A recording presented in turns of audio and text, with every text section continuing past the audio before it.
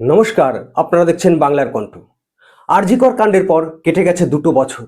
আপনারা যারা ভেবেছিলেন আরজি করে শুধু একজন সিভিক ভলেন্টিয়ার সঞ্জয় রায় যুক্ত, কিংবা বর্জর আরজি করের তৎকালীন প্রিন্সিপাল বা কয়েকজন জুনিয়র ডাক্তার এই অপরাধের সাথে জড়িত, তারা আজ কতটা গভীর অন্ধকারে আছেন তা শিয়ালদা আদালতের সাম্প্রতিক নির্দেশ দেখলেই বুঝতে পারবেন। আজ আরজি কর মামলা এমন এক ভয়ঙ্কর মোড়ে দাঁড়িয়েছে, যা শুধু এই রাজ্যের নয়, গোটা দেশের বিচার ব্যবস্থার ইতিহাসে এক নাজিরবিহীন কালো অধ্যায়। আজ বাংলার কণ্ঠ কোনো জল্পনা নয়, আদালতের নথির উপর ভিত্তি করে এমন কিছু ধ্রুব সত্য আপনাদের সামনে তুলে ধরবে, যা শুনলে আপনার পায়ের তলা থেকে মাটি সরে যাবে। আরজি করে সেই অভাগা নির্যাতিতার বাবা শিয়ালদহ আদালতের দ্বারস্থ হয়ে যে বিস্ফোরক চিঠি জমা দিয়েছেন, তাতে খোদ রাজ্য ফরেন্সিক ল্যাবের ভেতরে বসে প্রমাণ লোপাট আর আন্তর্জাতিক স্তরের চক্রান্তের পর্দা ফাঁস হয়ে গেছে। আজ বাংলার কণ্ঠ সোজা ভাষায়, কড়া ভাষায় প্রশ্ন করবে, কার নির্দেশে তিলোত্তমার শরীরের শেষ প্রমাণটুকু ল্যাবের ভিতরে বসে বদলে দেওয়া হলো? কাদের বাঁচাতেই চরম নোংরা খেলা খেলেছিল এই রাজ্যের প্রশাসন? আজ প্রতিটা হিসাব আমরা নেব। আসুন সবার আগে জানা যাক এই চিঠির রহস্যটা ঠিক কি। যে চিঠিটি জমা দিয়েছেন সেটি কোনো সাধারণ উড়ো চিঠি বা বেনামি চিঠি নয়।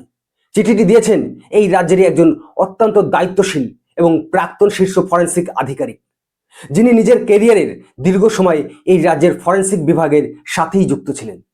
তিনি নিজের নাম, পরিচয় এবং পদমর্যাদা স্পষ্ট উল্লেখ করে এই চিঠি পাঠিয়েছেন।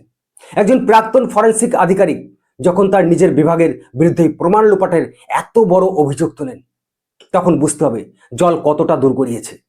তিনি চিঠিতে পরিষ্কার ভাষায় দাবি করেছেন, আরজি করে নির্যাতিতার শরীর থেকে ময়না তদন্তের সময় যে মূল ভিসেরা স্যাম্পেল এবং বায়োলজিক্যাল এভিডেন্স বা জৈবিক নমুনা সংগ্রহ করা হয়েছিল, তা রাজ্য ফরেন্সিক ল্যাবরেটরিতে নিয়ে যাওয়ার পর সুপরিকল্পিতভাবে পরিবর্তন বা শো অফ করে দেওয়া হয়েছে।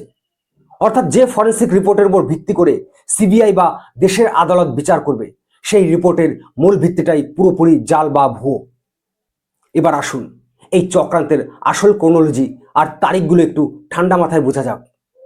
গত 2024 সালের 9ই আগস্ট আরজি করে সেমিনার রুমে সেই নারকীয় ঘটনা ঘটেছিল।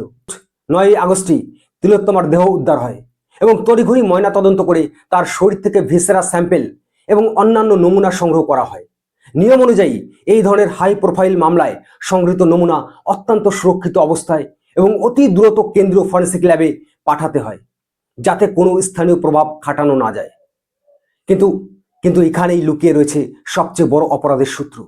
9ই আগস্ট সংগৃহীত সেই অত্যন্ত সংবেদনশীল নমুনা কলকাতার রাজ্য ল্যাব থেকে দিল্লির কেন্দ্রীয় ল্যাবে পৌঁছাতে সময় লেগেছিল 4 দিন। অর্থাৎ 13ই আগস্ট সেই স্যাম্পেল দিল্লি গিয়ে পৌঁছায়। বাংলার কণ্ঠ আজ রাজ্য পুলিশের আইপিএস অফিসারদের এবং তৎকালীন স্বাস্থ্য প্রশাসনের বড় বড় মাথাদের কলার ধরে প্রশ্ন করছে, কলকাতা থেকে দিল্লির দূরত্ব কি 4 দিনের? একটা বিমানে করে নমুনা পাঠাতে বড়জোর 2 থেকে 2.5 ঘন্টা সময় লাগে। যদি ট্রেনেও পাঠানো হয় তবে 24 ঘন্টার মধ্যে স্যাম্পেল দিল্লিতে পৌঁছানো সম্ভব। তাহলে এই 4 দিন অর্থাৎ 96টি ঘন্টা ধরে এই অত্যন্ত গুরুত্বপূর্ণ ফরেন্সিক স্যাম্পেল কার জিম্মায় ছিল?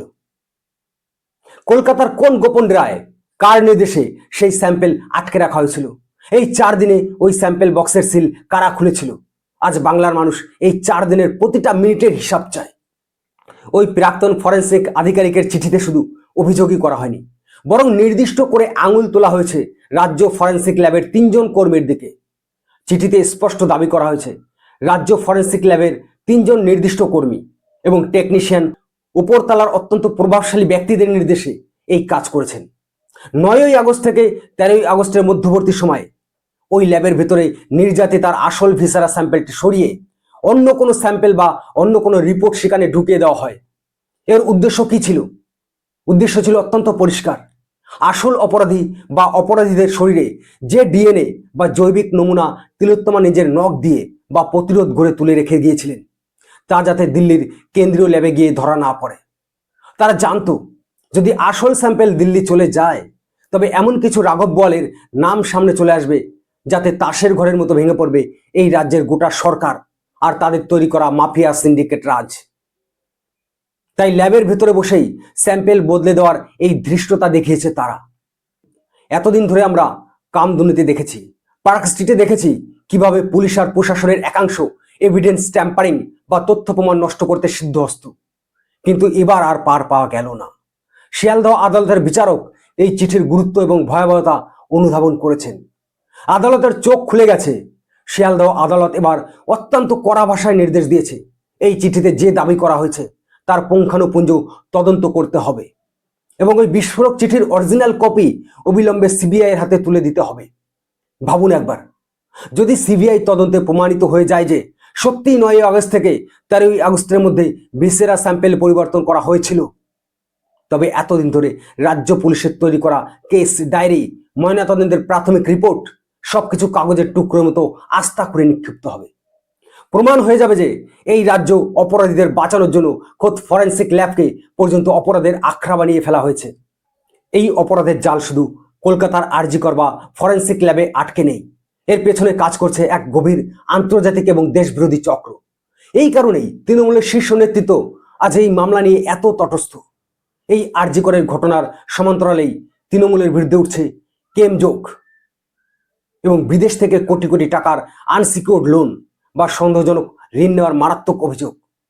এই আর্থিক কেলেঙ্কারি আর আরজি করের অপরাধের যোগসূত্র যখনই দেশের নিরাপত্তার ক্ষেত্রে প্রশ্ন তুলে দিয়েছে, তখনই দলের তথাকথিত চাণক্য কুণাল ঘোষ পর্যন্ত প্রেস কনফারেন্সে হাত ধুয়ে চটকে পড়েছেন।